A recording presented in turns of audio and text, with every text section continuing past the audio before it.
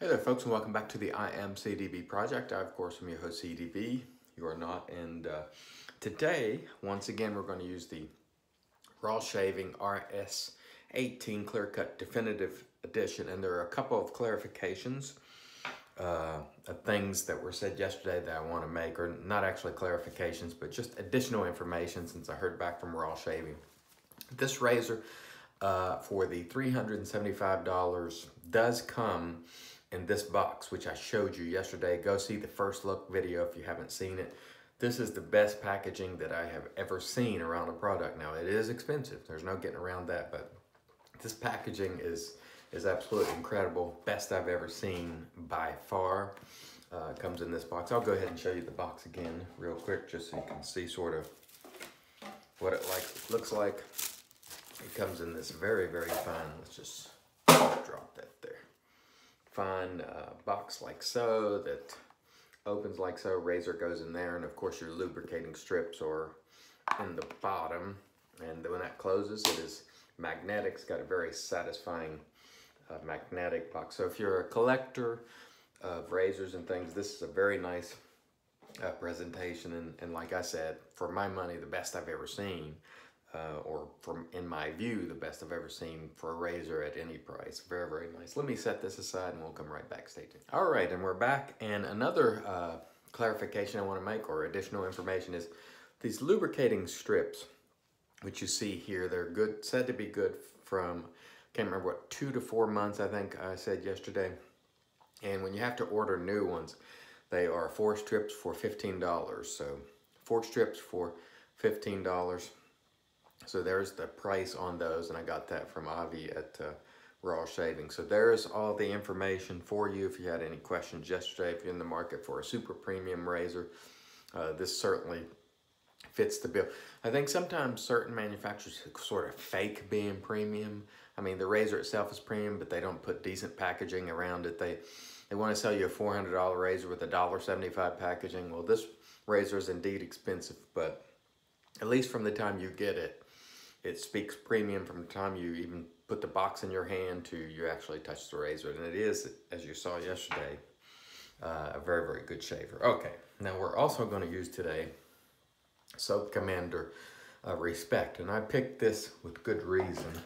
And we're certainly going to talk about the razor today, the Raw Shaving RS18. But there's a few things I want to say about Soap Commander and sort of the behavior of people in this community, being the shaving community, because this is a really interesting community that a lot of us are part of. There are people who will give you their shirt off their back and will do anything in the world, and some of the finest people I've ever met, and very dear friends who have certainly helped me along the way and who I know I can count on in just about any situation. And then, quite frankly, folks, there are people who are trash.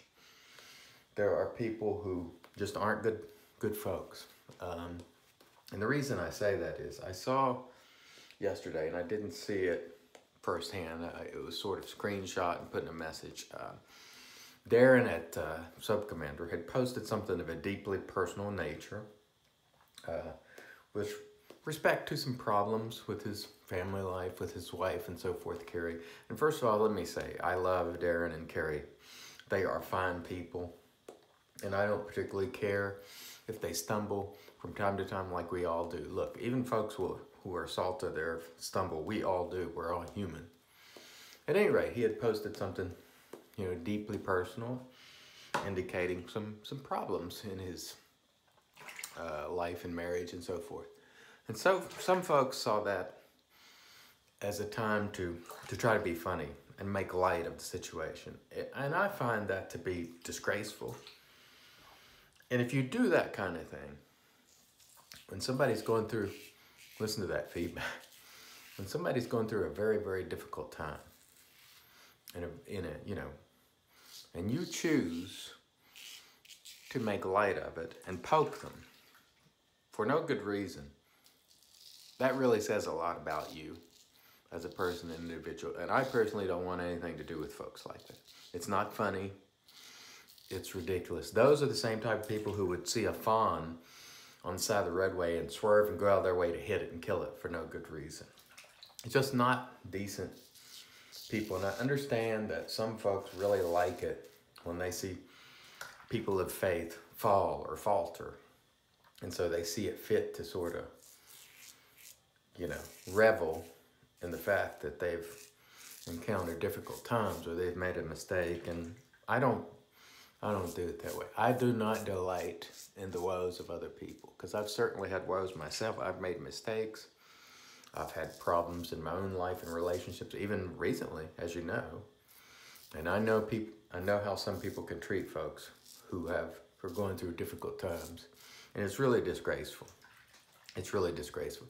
It's not funny. It doesn't make you cool. It makes you look like a buffoon and an idiot. And believe me, people notice. People notice. And if they once thought you were a decent guy, then they're like, boy, that guy's a flipping moron. And so just be aware of that. I ask you to please show some respect for people. People do make mistakes. People do falter at times. And when they do, you know, say a kind word, say a prayer if you're so inclined, but don't revel in the fact and make fun of it and see it as a time to be a wise arse, because it's really not funny. And I could say that, and I mean that 100%. And when I saw some of these comments, and I didn't see them all, I just saw a screenshot of Darren's post and then some of the subsequent comments, and I was disgusted by it. And so that's all I'll say about that. But I will say to the Seibert family, I will certainly say a prayer for you all, and I hope you all soon have better days. And I understand that people make mistakes, and we're all human. And so the Seiberts are no different in my view now than they were at any time ever. I still have the deepest and profound respect for them and the way they do things. And, you know, if someone made a mistake, then they made a mistake, and they'll have to deal with that. But they're no different in my eyes than any other human being. And so that is that. Now, let's get back to the shaving part. I had to say that because, you know, there are just times where you just have to say what's on your mind. And that type of behavior is why a lot of people leave these communities, quite frankly, because you get in there and then just people do inappropriate things, and they can't, you know, they don't have any discretion. They just all the time think it's appropriate to do stupid things. Anyway, moving right along. Once again, this is a very smooth shaver, this Raw Shaving RS18 Clear Cut Definitive Edition. I did get some emails and questions yesterday, and yes, it's expensive. But, you know, again, this is a razor geared toward the premium market. It's not your, you know, value razor for folks who want to spend $30, $40, or $50. That's just not what it is. And so you have to keep that in mind. I think a lot of times what happens with products like this, and what you have to consider is, you know, they've developed these strips, which is the first time I've seen it on a safety razor. It may exist, but it's the first time I've seen it. It takes a lot goes into designing these razors. This one and say the adjustable razor by Matt Pisarcik, I can't think of the name. The Rex, for example. It's not necessarily just the materials of these products that cost a lot. It's all the engineering that goes into development.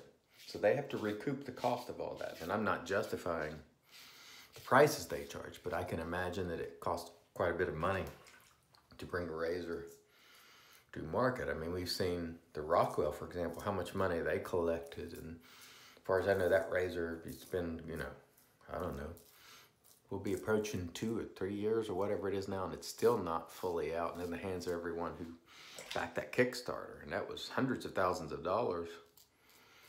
And it's very costly. So, you know, these folks do have to, if they're producing a premium product, it certainly costs a lot to recoup their money. So that's just something to keep in mind. Again, I don't justify the price because, as I said yesterday, I'm not in the market for a premium razor. I just have other priorities and things I need to do with my money. But it's more than just an expensive product. And, you know, there are similar, well, I sort of have a different feeling about shaving soaps, for example. Now, again, this is just from a consumer perspective. I'm sure it cost a fair amount of money to develop a good shaving soap.